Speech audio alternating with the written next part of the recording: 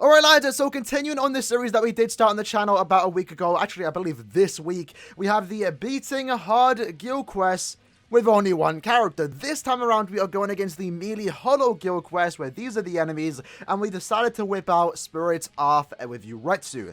Now the main reason why I decided to go with her is of course because she is max transcended. Now I'm sure there are some characters that might be able to do this at 2 out of 5, maybe even 1-5, but I'm just going to play it safe. I'm going to use the characters that I personally want to use, and in this case Yuretsu is definitely one of my more favorite characters in the game, if not my most favorite character. I absolutely adore using this character, and she's my most played character in the game right now, actually.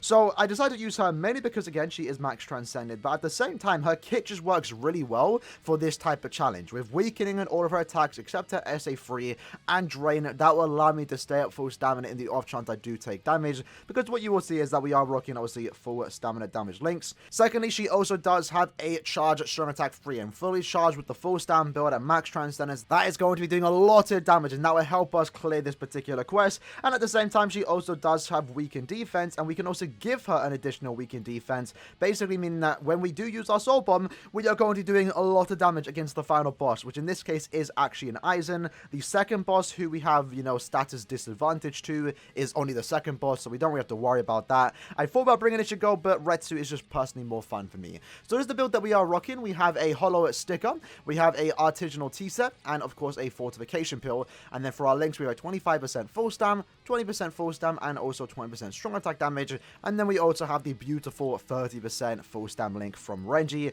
For our bonus abilities, we have 25% full stam and also weakened defense. And of course, our Retsu is max transcended. So with that said, let's jump straight into it.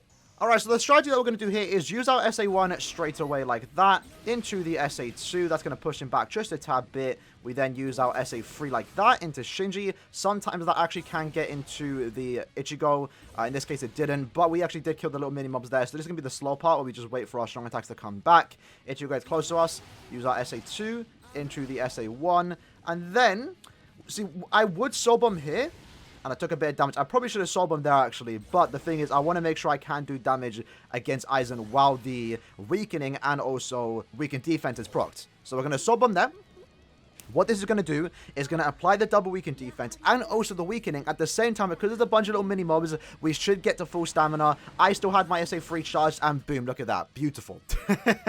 You can do that, by the way, if you hold down the charge button and then press the soul bomb button and you still hold down the charge, you can have it ready while the soul bomb finishes, but you can't skip it, and it's a lot easier to do on controller, if that kind of made sense. So yeah, another mission accomplished, boys. Very easily done. This one was surprisingly easy, I guess. I mean, I'm using an SP character, max transcended. It's Retsu. She's one of the hardest characters in the game. It's expected. But yeah, Retsu definitely did put in the work here. We're going to do one more run, though, just for the sake of it. And then we might finish off the video with my max transcended team that I am usually using for this particular guild quest.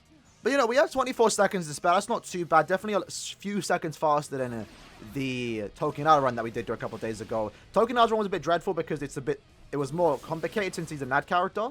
So good SA3 usage. SA1 did good there. We just got... unfortunately, Ichigo decided to use his SA3. That's not what you actually want to do. SA2 there. We are back at full stamina, though, so it's not the end of the world. So again, we would actually preferably use our soul bomb here, but we are going to wait just a couple more seconds. Maybe do our SA1 there. You know, it'd be nice if he didn't actually use his SA3.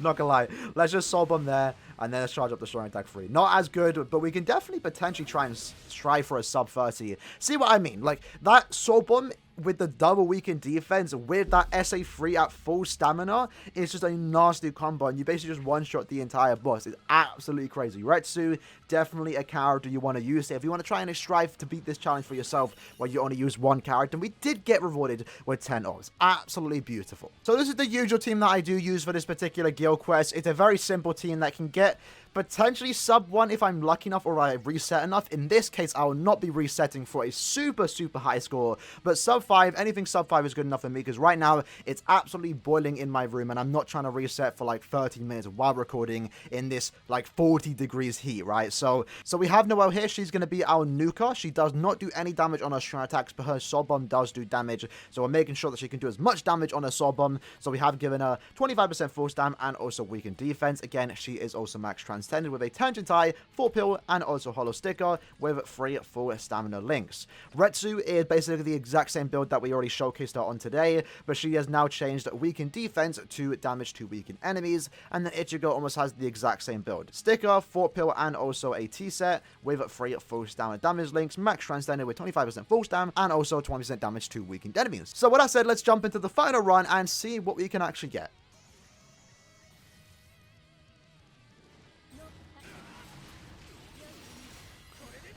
I'm gonna let that run go. So it's a bit RNG. I wasn't even speaking there because I had to reset for me like 5 or so minutes. But that was a decent run, 3 seconds. It can get a sub 1, but it really just comes down to if they want to use their strong attack straight away or if I sync properly. But that was a decent syncage.